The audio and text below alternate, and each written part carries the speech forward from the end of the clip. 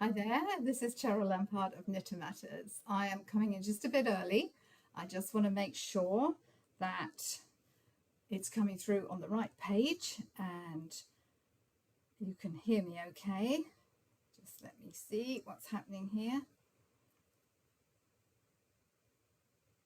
Okay, it looks as if we are live. Let me make sure that the sound is there. I hope so. Yes, it is. I can hear myself. Okay, now I can put myself on silent as I know it's working. Well, welcome indeed to... Yes, it is. I can hear myself. Okay. Sorry. Now I can put myself on silent. Apparently not. I'm not on silent. Sorry. Stop. Sorry. Stop this woman from speaking. I've put her in a drawer now. Okay, sorry about that. I thought I'd put it on silent, but she was still speaking. Anyway, welcome indeed to Knitter Matters. This is season 4, episode 8. And thank you so much for joining me. I'm delighted that you're here.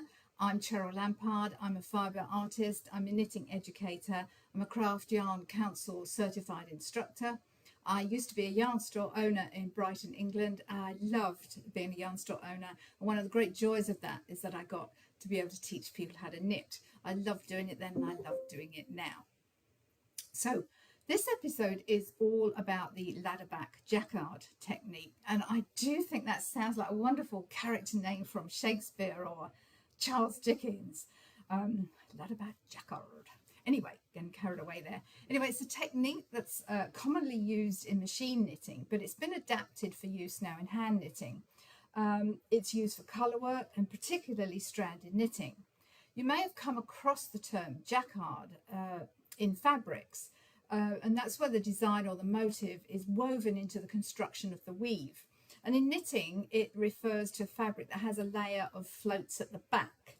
I am going to switch to the worktop now so you can see what I'm talking about. Okay. So this sample is, let me make sure that you can see it okay. So this is a sample that I've done, and I'll be using this a bit later. So what we're doing at the back is you can see all these floats, but we're not catching them with the working yarn. They're floating free almost. If I put my finger in there, you can see that they're coming away from the main fabric. And the wonderful thing about that is that because it's sort of floating free from the fabric, it doesn't pucker and it doesn't pull. You get a much smoother outcome. You get a really nice stretchy fabric. And the good thing is also for many knitters, myself included, it allows for a more even tension. So if I show you this sample that I did some time ago, this was a sample that I was using to show Armenian knitting plus the traditional stranded technique there. But I would certainly have benefited from using Ladderback Jacquard technique here, because as you can see, when you look at the smoothness of the two fabrics, this one beats it hands down.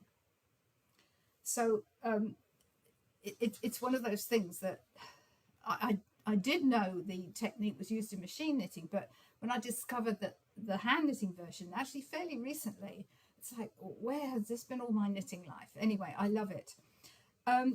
So in Ladderback Jacquard, we're turning the floats, these floats essentially, which we would catch every few stitches in sort of traditional stranded knitting, we're catching these and turning them, sorry, we're not catching them, we're actually turning them into columns of ladders, if you will. You can use it in feral knitting, you can use it in tarsia, and it really comes into its own when you have long floats. For example, this one where there's several stitches between the heart-shaped motif, you know, I wouldn't want to float that long. I'd want to, you know, secure it in some way. But it, you know, this is sort of, you could use this as an intarsia technique, but you'd have an awful lot of bobbins. But I think the Ladderback Jacquard techniques would work really well with that. And you can use it in more than one section. So you could have a fair isle design like this sort of bird's eye, you know, 1 and 1 and 1, and then change to Ladderback Jacquard when you get to here. So you don't have to use it for the whole thing. You can pick and choose where you use it. So it's really a useful technique. So I do recommend, when you have a go at this, I do recommend that you get accustomed to the technique with a sample or two before launching, going straight into a garment, as it does take a bit of getting used to. Once you get used to it, it's really nice and sort of rhythmic, but like all things, it's a bit odd at the first, and then you get comfortable with it. So let's get started on this. I'm going to show you with this little sample first. So here I've just done a few rows in my background color, in my grey background color. Now I want to start my pattern. I normally like working stranded knitting, one color in each hand, but to simplify things, I'm going to just use my right hand to pick up and drop the relevant color so that you can really see what I'm doing. And I will go slowly, and I will do the same thing several times. So and when you have a go at it, I suggest you do the same thing to get used to it. So I'm going to do the same kind of block pattern that I did on that grey and purple there. So essentially I've got a block of 3 stitches in one colour, then I've got a longer float of the grey. So I'm going to bring my, let's get rid of the end of that first. I'm going to bring my green in here, and to start my pattern, I'm going to, or my design, I'm going to knit 3 stitches in my, what I'd call my inactive colour. Let me just move that needle up there. I'm using these flexi flips for this as it's quite a small piece. So I'm doing 3 stitches. I have to move the mouse around, otherwise sometimes the picture goes. So I've done 3 stitches in green there. I hope you can see that. Now I'm going to change to my grey, which is my, essentially my working yarn. So I'm going to do, it's going to be 6 stitches until my next block of green, but I don't want a float that's 6 stitches long. That's way too much, because, you know, if it's a garment, you can catch rings, you can catch fingers. There is a way of securing this at the bottom of the fabric, the ladder backs, but we're not going to go into that now. I want to show you the technique, and maybe we'll do that next week, or next time I should say. So I've done 3 green, and I hope you can see that okay, 3 green there, and then 3 grey. Now I need to do my float loop. Okay, so to do that, I need to just get something out of the way there. I need to bring my working yarn forward.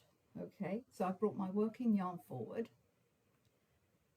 Now with my inactive yarn, if you will, I'm going to make a backwards loop and place that increased stitch, except it's not really an increase. I'll explain that as we go round, onto my right hand needle. And now we move the working yarn back again. Okay. I hope you can see that. I'm wondering if I ought to use a different colour. I hope you can see that okay. Perhaps, you know, I think you might be able to see this better if I use some purple. I'm sorry about that. I thought the green would show up enough, but it doesn't. Let me work this back, and I'll do this with purple. I can see that from my camera it's not giving much of a definition, so let me just go back on this and I use some purple, and then you can really see it. Okay, let's get rid of the green for now. Right, start again with that bit, because I want you to see this. So my little block of three purple, as far as this is concerned. This is my inactive. Well, this is active now, but in a minute it's going to be inactive. So that's my 3 there. Now I'm going to bring my grain. Yes, you can definitely see that better there. So this is where I'm going to do my float in just a second. So I've done 3 grey. Now I'm going to bring the purple. I'm going to do a backward loop, and to do a backward loop I go with my left thumb and I put the right needle underneath and slide it onto the needle. I'll be doing that again in a minute, so don't worry. But what I didn't do there was bring my yarn forward. If you don't bring the yarn forward, you're going to actually attach the loop to the fabric, which is not what we want to do. So bring the yarn forward. Now I'm going to do my backward loop on there, and now we bring that to the back again. Okay, I'm going to do this a few times so you'll see it. So now I need to do my block of purple, or whatever your design is, whatever your pattern is. I'm just trying to show you how it works. And the whole point of this is I don't want a long float between of 6 stitches of grey. I want to do something with that float so it's not just hanging at the back. And when you have a long float, yes, some people do have very long floats, but it's very hard to get the elasticity. It's very hard to control your tension, especially if you're working on a small piece in the round. Some people have perfect tension and they do it beautifully, and that's great if they do. And if you're one of those people, that's wonderful. But it's much harder, I think, to control if you have really long floats. So now we are going to do the next loop, float loop. This time I will remember to bring that working yarn forward. Now I'm going to get my purple yarn. Let's get that needle out the way there so you can see. So the backward loop, I got my thumb, my left thumb, and I'm just left thumb, right needle, loop it onto that right needle, not noodle, it's a needle, and then carry on. Switch my needles around. So I need to do 2 more rather in grey.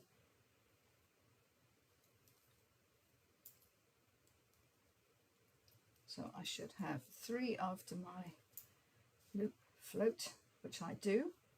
Now I'm going to have 3 in purple. Okay. I'm going to bring my working yarn up again. 1, 2, 3. And this is where I'm going to make my loop float at the back. I bring my working yarn forward. I bring my purple up. I use my thumb to do a backwards loop and get that on the needle. I bring that working yarn to the back again, and I do my 3 there. Now you can, I'm doing it 3, I'm breaking it up with 3, but you could do it if you want to catch it more often than that, you can. And obviously if you've got, say, 9, 12, whatever, a really long expanse, you would catch it several times. Or not catch your yarn, make your loop float several times. Okay. Now I'm just going to do my block of 3. I'm going to bring my grey yarn up again.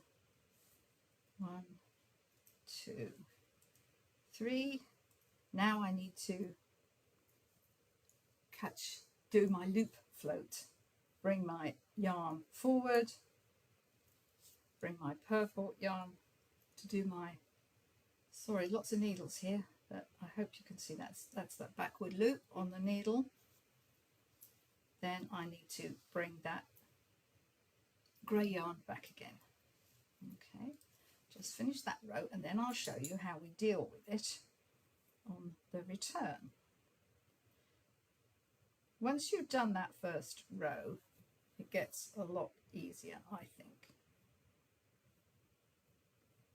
So we've finished that row. There is my stitch mark. Now, what do we do when we come across the same stitches on the return rows, on the following rows? It really is very simple. So I'm going to knit this with my purple because that's my pattern, that's my design. I'm going to switch to my grey for that little block of grey. Just keeping an eye on what you can see. Now we have to do the same thing again. We bring that forward, but this time we're not making a loop float. We're not putting an increase on the needle. We're just going to knit it, and we're going to knit it with the purple. This is why I say this. After that first row, it gets really easy. You still have to remember to bring your yarn backwards and forwards, because otherwise, if you don't, you will fix it to the fabric.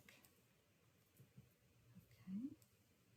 But it's sort of like magic. As you watch it grow, as you can see, my little blocks of purple are growing, but my ladders are not, but they are at the back. Okay. Let's do a little more, and then I can show you again more clearly on the bigger sample that I did. Got to bring this forward. This is the thing that, you know, as you could see, it catches you out, but once you get into a rhythm, you know, you're going to find it really easy. It's almost like a sort of simplified version of double knitting. So now I need to knit this, and then I need to take that to the back. Oops, don't let that fall off. Move my mouse to make sure I don't lose the picture.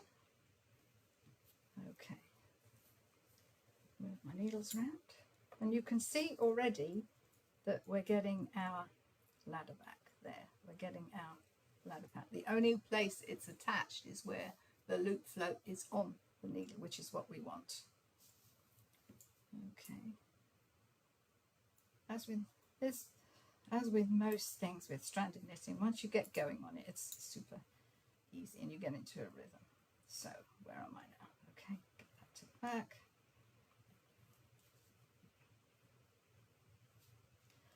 It's a bit sticky up here tonight. My hands are a little bit sticky and my needles are sticking to my hands, so they're not sliding very easily, but normally these are lovely slidey needles. Okay, show you again. Do my little block of 3 purple stitches, bring my grey up,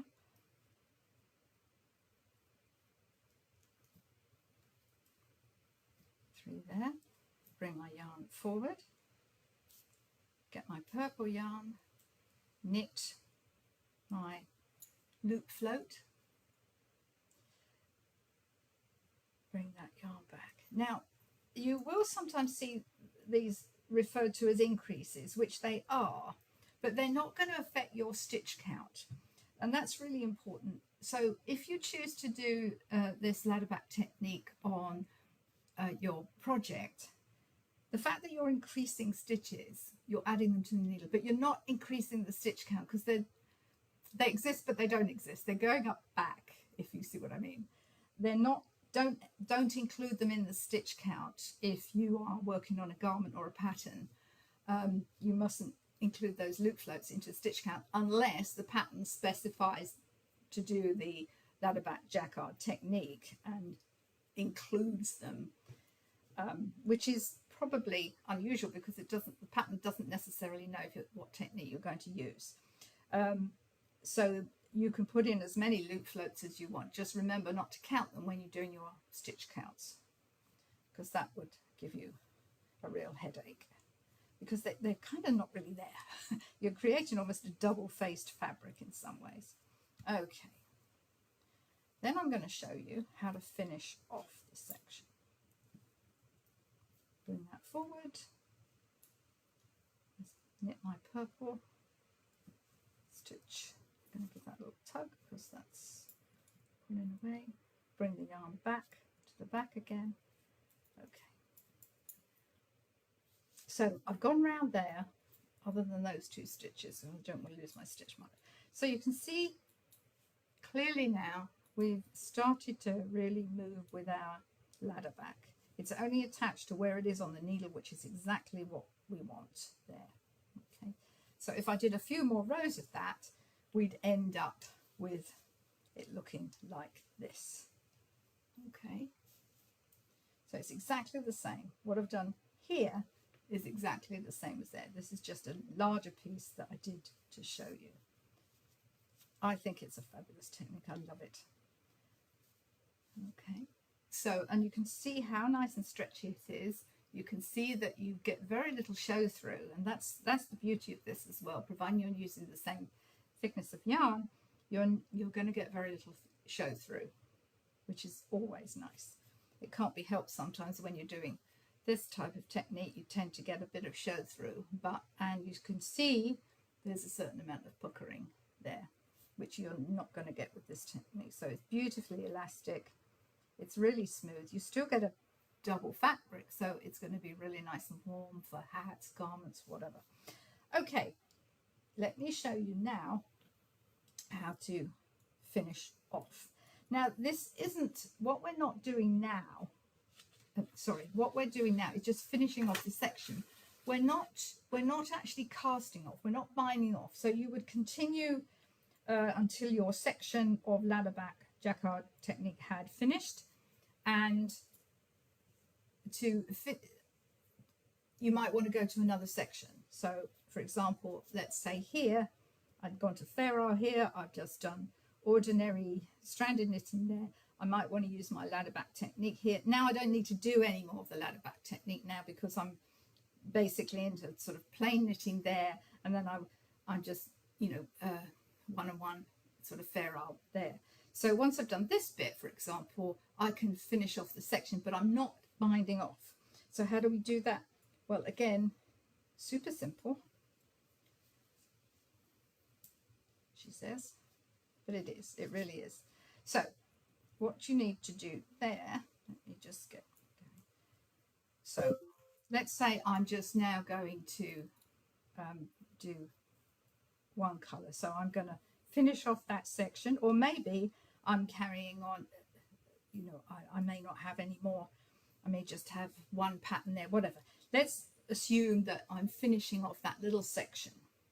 So now what do I do when I get to my loop float? Well, if the main color is to its right, to the right of the, there's two ways to do this. You can do this, I'll show you both. So you do an SSK, slip, slip, knit through the back, if the main colour is to the right, because now you'll find that that disappears at the back. Just going to give that a little tug. I'm going to do it again so you can see. I'm going to keep going round and I'll show you exactly what to do. So I'm going to, now you see it's disappeared. We still have our little blocks of colour. I'm getting tangled up here. Wouldn't you know it, my grey yarn has self-tangled itself around the leg of my desk. Oh well. So my main colour is on the right of my loop float there. So I'm going to slip, slip, knit through the back. And then just give that a little tug so it really disappears at the back there. Okay, and carry on. The other way you can do it is to just knit two together, but then you need to make sure that the main colour is on the left of the loop float. So we can do that as well. I'll show you how to do that.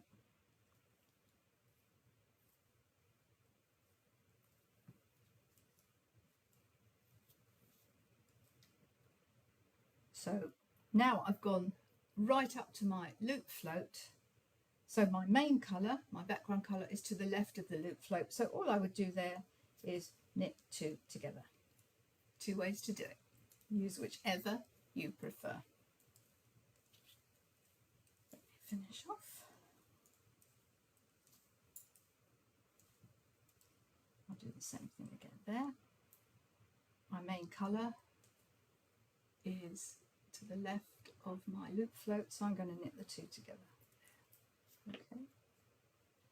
Now you can see that I've cleared my needles, if you will, of the loop floats. I don't have any of those loop float stitches. I've got my little blocks of purple, and my little ladder back there is completed. I do hope you'll try this technique. I think it's just wonderful. So I'm going to switch back to full screen now. I really hope you enjoyed that. It's, you know, it's one of those things that if like me, you've been a knitter for many years and you suddenly come across a new technique or a new way of doing something, you think, why didn't I know about this before? And you're also wondering how you ever did your stranded knitting without it. I do hope that was helpful. I do hope you have a go at that. I think it's a fabulous technique and I think you'll enjoy it too. If you have any questions on Ladderback Jacquard or any other knitting questions, do let me know. You can either direct message me, you can email me at cheryl@knittermatters.com, or you can put a question in the thread below after this video. So that's it for this episode, which was season 4, episode 8. This episode will be uploaded to our YouTube channel within 24 hours. And the best way to, I did mean to say, when I mentioned it's almost like a simplified double knitting technique. If you want a refresher on the double knitting technique, I believe it's season 2, episodes 20 and 21 that we did that. If that's not correct, I will put it in the thread below. But it's season 2, episodes 20 and 21, if you want to know how to do double knitting technique. So you'll see similarities. If you've done double knitting before, you'll see how it's sort of like a simplified version of that you're creating sort of 2 fabrics back to back, as it were. Anyway, if you want to see this episode or any others, go to our YouTube channel, and if you liked it, do let us know. Thank you so much for watching, and until next time, keep well, keep calm, and keep knitting. Bye for now.